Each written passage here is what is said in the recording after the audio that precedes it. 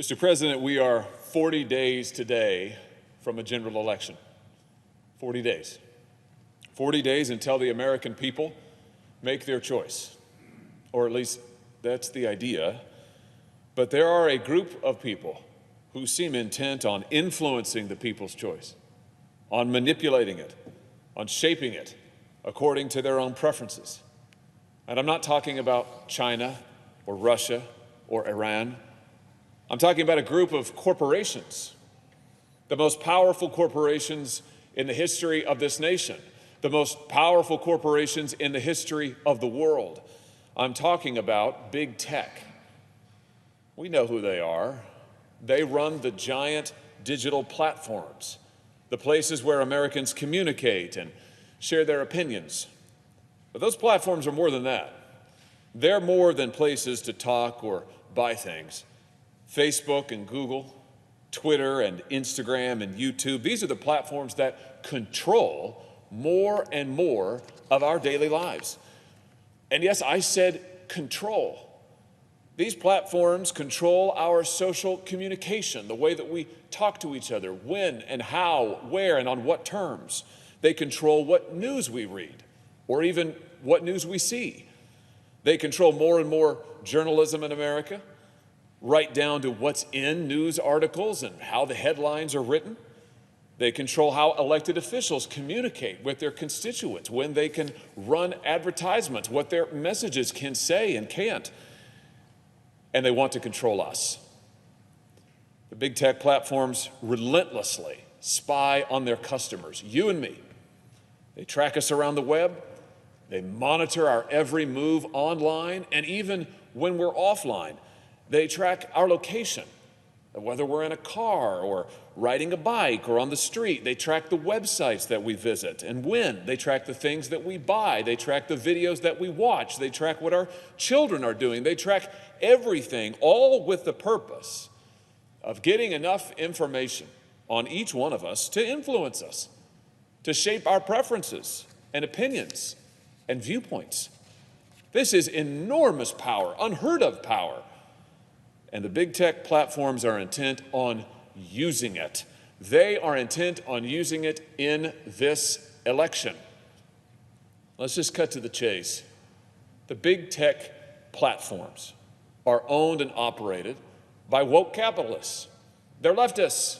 They're liberals. They're not conservatives. They're no friend to conservatives. They fervently opposed the election of Donald Trump and other conservatives in 2016. They fervently oppose it this year.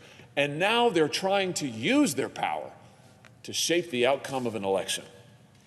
For months, the tech platforms have been engaging in escalating acts of censorship, political censorship, aimed at conservatives. They've censored the President of the United States. They have banned pro-life groups from their sites. They have tried to silence independent conservative journalists like The Federalist. Now, this censorship is never against liberals, notice. Now, Joe Biden isn't censored. Pro-choice groups aren't discriminated against. Liberal news sites, they don't get threatened and bullied and shut out. No, big tech targets conservatives for censorship for a simple reason. They don't like conservatives. They don't agree with conservatives. They don't want to see conservatives get elected. And here's the thing.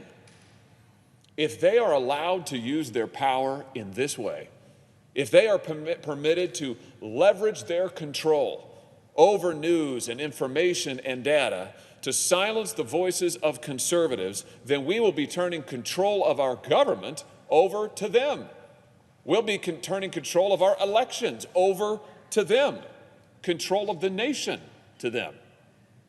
And let's just be clear, no corporation should run America. No set of corporate overlords should substitute their judgment for the judgment of we the people. No woke capitalist should be able to shape the outcome of an election by silencing speech. And that's why we have to act, and act today. There is a simple, straightforward solution to the censorship power of these digital platforms. Let those who have been censored claim their rights. Let them sue.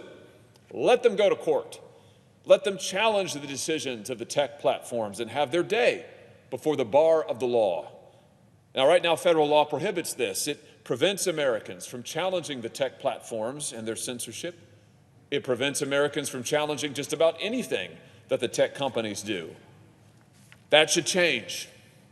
And that is why today, Mr. President, I urge this body to adopt my legislation, which I proudly have introduced along with Senator Rubio and Senator Cotton, Senator Braun, and Senator Loeffler, to give every American who is unfairly censored the right to have his or her day in court, the right to stand and be heard, the right to fairness and due process of law.